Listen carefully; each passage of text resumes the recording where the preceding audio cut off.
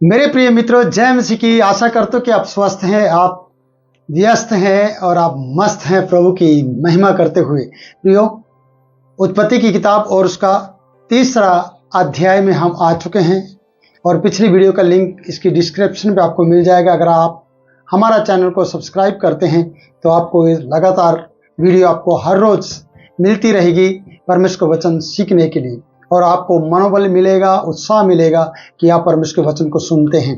प्रियो, यहाँ पर हम 3रे अध्याय के पहले पद में देखते हैं, यहोवा परमेश्वर ने जितने बनेलू पशु बनाए थे उन सब में सर्प दुर्त था, यानी सांप दुर्त था। उसने स्त्री से कहा, क्या सच है कि परमेश्वर ने कहा तुम इस वाटिका के किसी वृक्ष का फल ना खाना? सोचिएगा, स्त्री ने सर्प से कहा, इस वाटिका के वृक्षों के फल हम खा सकते हैं। मैं फिर से दोहराना चाहूंगा, उन सब में जो परमेश्वर ने बनेले पशु बनाए थे, सांप यानी सर्प दुर्त था, चालाक था। और उसके बारे में लिखा है, उसने स्त्री से सवाल किया और सवाल करते समय इस प्रकार से कहा, क्या सच है कि परमेश्वर ने कहा तुम इस वाटिका के किसी वृक्ष का फल ना खाना? देखिए, शुरुआत कहां से होती है, जबकि परमेश्वर ने ऐसा नहीं कहा था कि तुम इस वाटिका के किसी भी फल को या किसी वृक्ष के फल को नहीं खा सकते। पर सर्प ने इस तरीके से चालाकी करते हुए बताया कि उसके अंदर से वो बात निकले जो परमेश्वर ने आदम और हवा को बताई थी, यानी आदम को बताई थी। जब हम यहां पर देखते हैं, वचन बता रहा है कि सर्प ने शुरुआत इस प्रकार से की है, क्या यह सच है कि परमेश्वर ने तुम्हें कहा है कि इस वाटिका के किसी वृक्ष का फल ना खाना, ये कोई भी वृक्ष का फल तुम ना खाना? एक सवाल स्त्री के सामने रखा, क्योंकि स्त्री आदम के साथ नहीं थी। स्त्री अपना समय बिता रही थी इस दुर्त सर्प के साथ।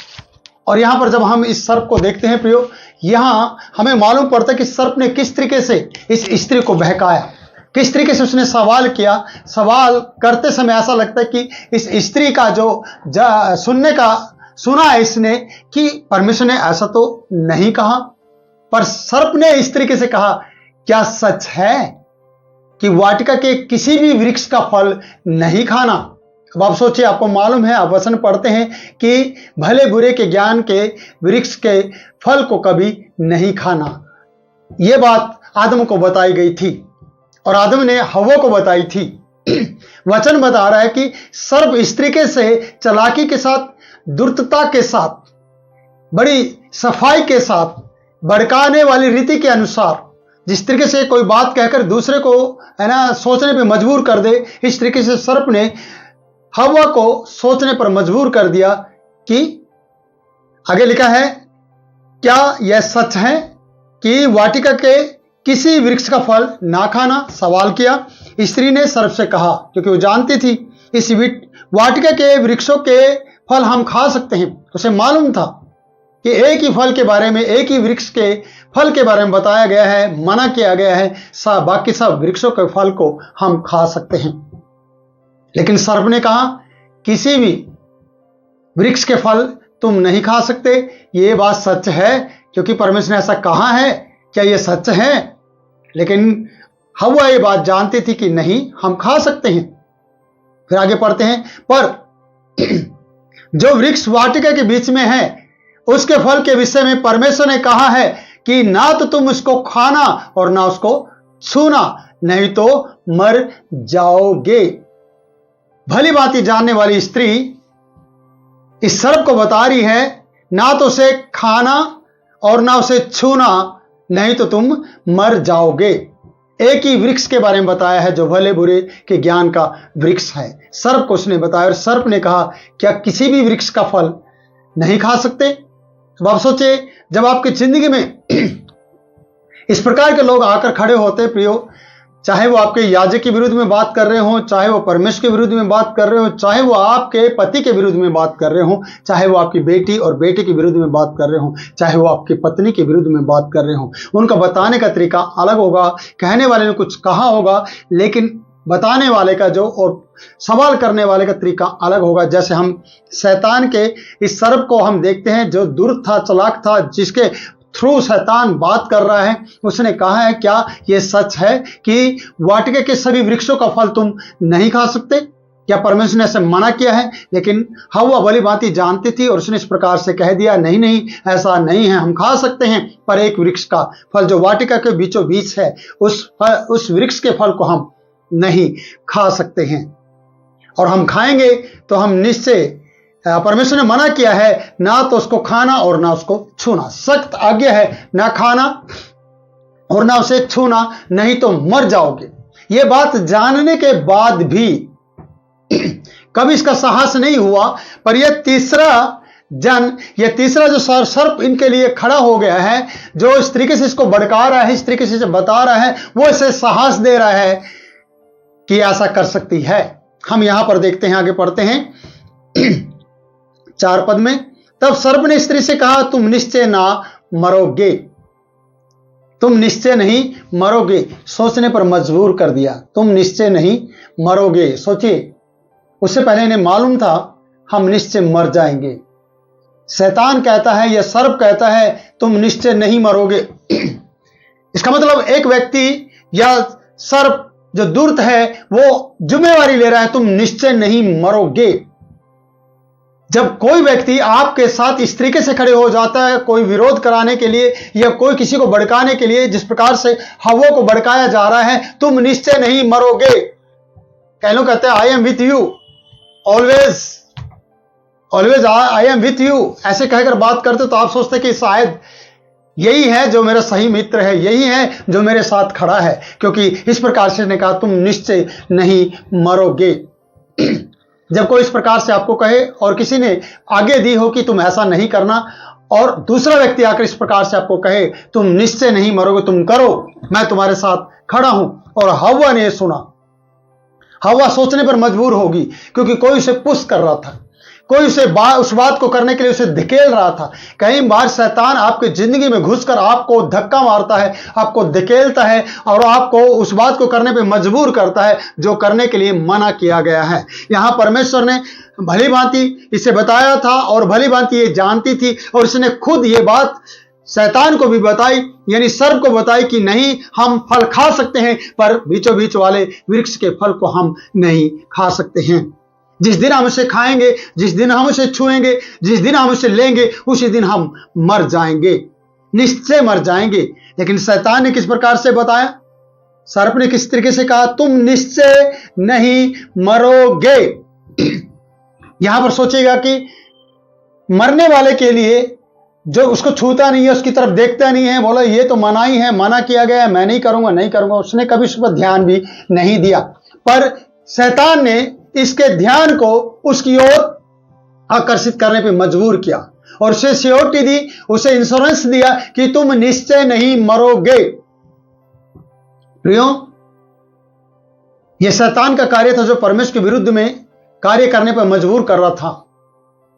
भली बनती जानने के बाद भी कि हमें पाप नहीं करना, फिर भी हम पाप करते हैं, तो इसका मतलब क्या है कि हम जानने के बाद भी ऐसा कर रहे हैं। कई बार अपने अपने जीवन में इस प्रकार से बहुत सी बातें की होंगी, आपके पासवान ने, आपके याजक ने और आपके अगुआ ने इस प्रकार से बताया होगा कि आप ऐसा ना करो, पर आप फिर भी करते चले गए होंगे, क्योंकि आपको शैतान ने भड़काया होगा और आपको बहुत से लोगों ने पूछ किया होगा, अरे कुछ नहीं होता, कर ले। कई बार नशा करने की बात आती है, कई बार बीड़ी सिगरेट पीने की बात आती है, कई बार दारू ब्याह शादी और पार्टी में हम कर लेते हैं। ऐसा मैंने बहुत से लोगों को देखा है, क्योंकि वो दूसरों के बातों में आकर एक बार मेरे लिए ऐसा कर ले। और यहां पर भी ऐसा लिखा है कि तुम निश्चय नहीं मरोगे।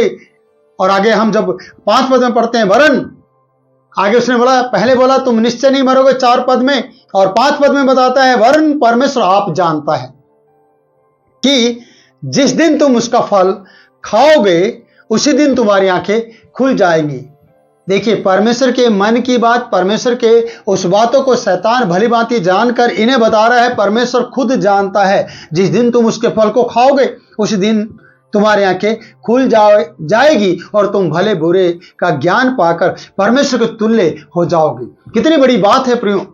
शैतान ने इस हवा को भड़का कर कहा तुम परमेश्वर के तुल्य हो जाओगे। और जब इस प्रकार की बात कोई कहे, अरे तुम बन जाओ यार, तुम ये कर लो, तुम अपने याजक और अपने पासवान के बराबर हो जाओगे, तुम ये कर लो, तुम्हें ये करना चाहिए, और तुम उस बात को मान लेते हो, जबकि आपकी बोलहाट नहीं होती है।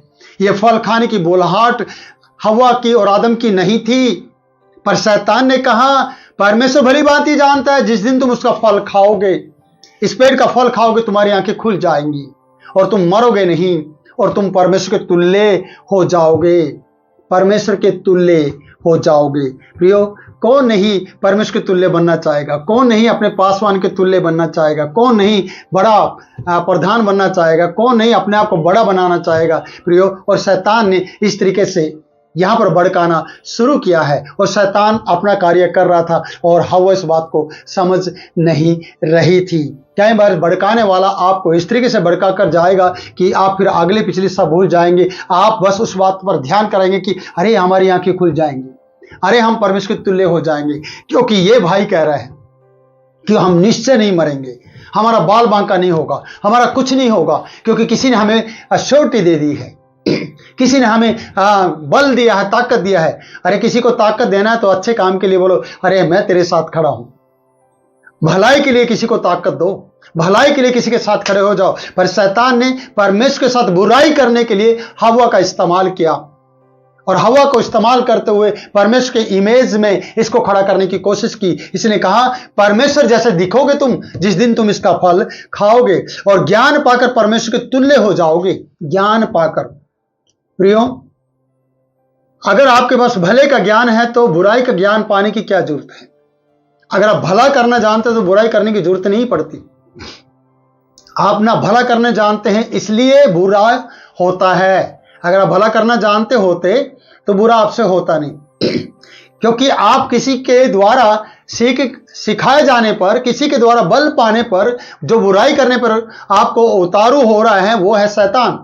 और कई बार आपकी जिंदगी में शैतान बुराई करने पर आपको उतारू बनाता है, आपको दिलचस्पी देता है, आपका मनोबल बढ़ाता है, आपको उस बात को करने के लिए मजबूर करता है और आपको ये कहता है अरे तेरी मौज हो जाएगी, तू धनवान हो जाएगा, तू उसके तुल्य बन जाएगा, तेरे पास किसी प्रकार की कमी नहीं होगी, तू ऐसो आराम करेगा और ऐसो आराम करके जिएगा। कई बार जवान बहन से भी कहता है तेरे माँ बाप कभी तेरी शादी नहीं करेगी, तू अपने मर्जी से और अपने अधिकार के साथ खड़ी हो और भाग और चल और तू कर, मैं तेरे साथ खड़ा हूं। और शैतान उसके दिल जिज्ञासा को बढ़ाता है, दिलचस्पी को बढ़ाता है, उसकी भोग विलासा को बढ़ाता है और उस तरीके से उसके साथ खड़ा होकर उसे ले जाता है और माँ बाप के विरुद्ध में उसे भड़काता है और उसे शादी करने पर मजबूर करता है। और उस बाद में उसकी आंखें खुल जाती हैं, क्योंकि उसने भले बुरे का ज्ञान अब बाद में खुला है।